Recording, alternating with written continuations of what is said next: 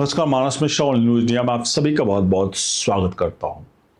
अनुच्छेद 142 आप सभी जानते हैं कि अनुच्छेद 142 एक ऐसा पावर है जो सुप्रीम कोर्ट को संविधान द्वारा दिया गया, जहां पर सुप्रीम कोर्ट जब भी चाहे जिस केस पे चाहे कोई भी फैसला सुना सकता है और वो पूरे देश में मान्य होगा। पूर्व उपराष्ट्रपति जगदीप धनखड़ ने इस मुद्दे को बहुत उठाया और ये मुद्दा उठना भी चाहिए। उन्होंने कई बार कहा कि भाई अनुच्छेद 142 जो है वो संसद पर कहीं कहीं एटॉमिक बम और परमाणु बम क्या क्या उन्होंने कहा कि मतलब एक तरह से एक बहुत विध्वंसक साबित होता है। लेकिन सबके बीच में एक अयोध्या का मामला फिर से सामने आया है। अयोध्या का मामला यह है जहां पर एक आरटीआई डाली गई थी। आरटीआई थी कि मस्जिद के निर्माण के पक्ष में क्या चल रहा है, यानी कि मस्जिद के निर्माण में क्या हो रहा है, क्या स्टेटस को लेकर आरटीआई डाली गई थी। उस आरटीआई में अयोध्या डेवलपमेंट अथॉरिटी ने मस्जिद के निर्माण में अड़ंगा लगा दिया। क्या अड़ंगा लगाया, क्या है पूरा का पूरा मामला आपको दिखाएंगे। और अनुच्छेद 142 का हम क्यों जिक्र कर रहे हैं जब अयोध्या के बाबरी मतलब मस्जिद के निर्माण की बात आ रही है, उसको हम आपको दिखाएंगे।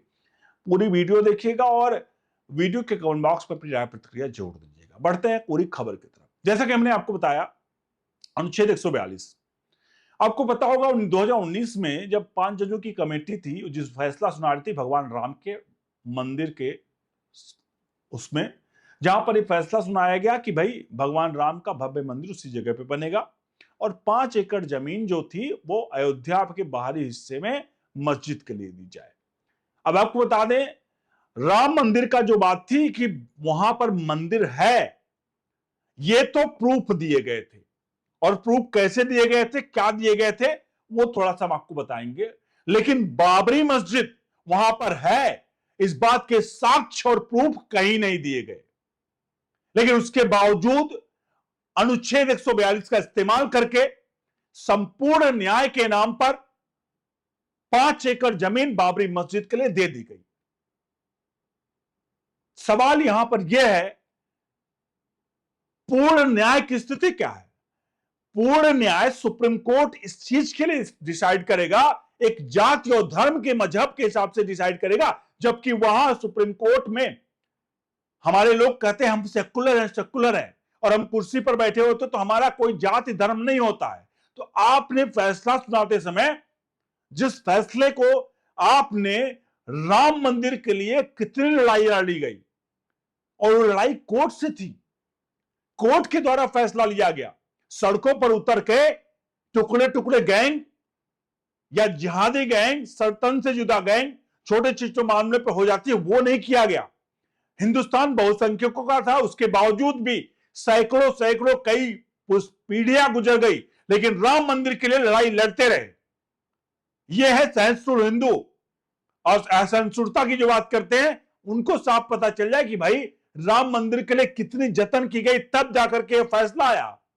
और जब फैसला आ रहा था, जब एक एक साक्ष्य सौंप दिए गए, क्योंकि ये कांग्रेस ही थी, कपिल सिब्बल थे, सोनिया गांधी थी, जिन्होंने राम सेतु को काल्पनिक बता दिया था, हलफनामा देके कि राम सेतु काल्पनिक है।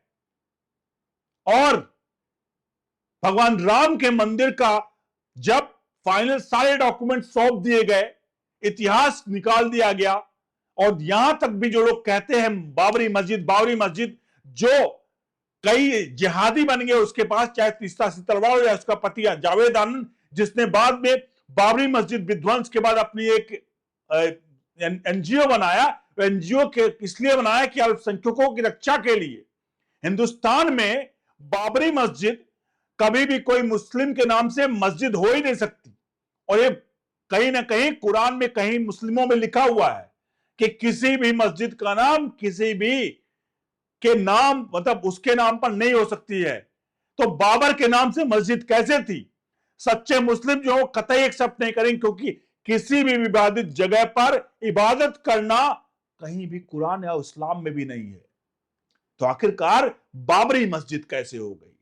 क्योंकि बाबर ने 1528 में मीर बाकी से आदेश देकर तोप से उड़वाया था हमारे मंदिर को, भगवान प्रभु श्री राम के मंदिर को।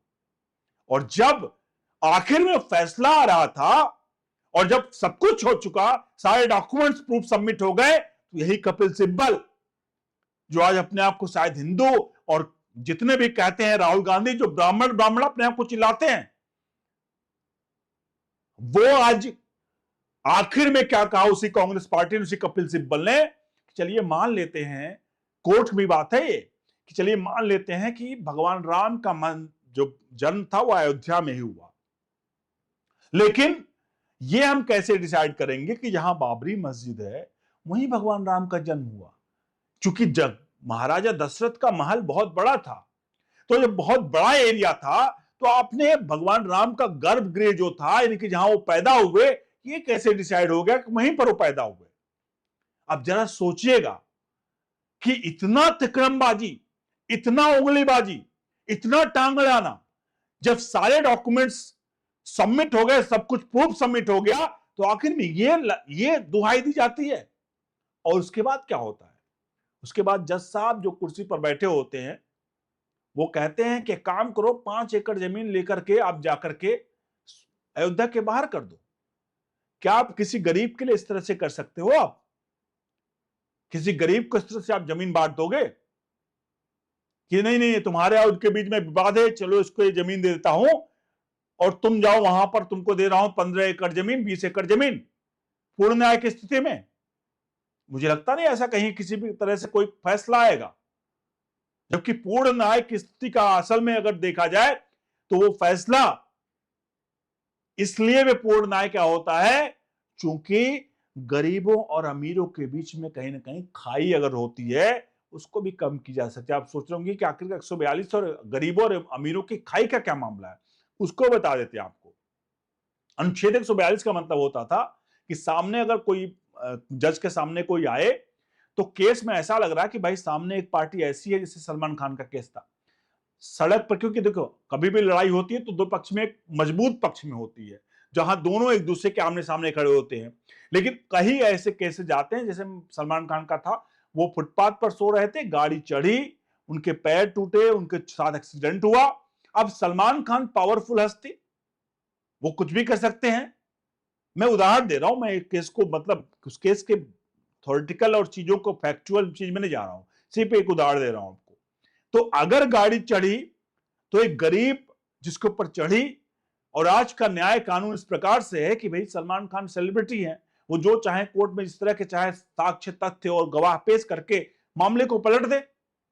ऐसे केसेस के लिए अनुच्छेद 142 का इस्तेमाल किया जाना चाहिए, जहां पर गरीब को लगता है कि भाई सलमान है, और यहां पर जज साहब को लगता है बेचारा गरीब है, उसको कुचला गया, क्योंकि सबूत भले हैं, लेकिन सच्ची तो बात यह है कि ये गरीब मारा जा रहा है, उस गरीब को सबूतों और साक्ष्यों के आधार पर उसको खत्म किया जा रहा है। जहां उसके जान गई, उसके परिवार की जान गई, उसका पैर टूटा, वो लंगड़ा हुआ, कुछ भी हुआ, उसके पक्ष में फैसला सुनाया जाना चाहिए। यह अनुच्छेद 142 का असली इस्तेमाल। लेकिन अनुच्छेद 142 का इस्तेमाल कहां होता है? पूर्ण न्याय की स्थिति में बाबरी मस्जिद के लिए 5 एकड़ की जमीन देना, जबकि बाबर के नाम पे मस्जिद नहीं हो सकती है। यही सबसे बड़ा साक्ष्य है, लेकिन दिया गया।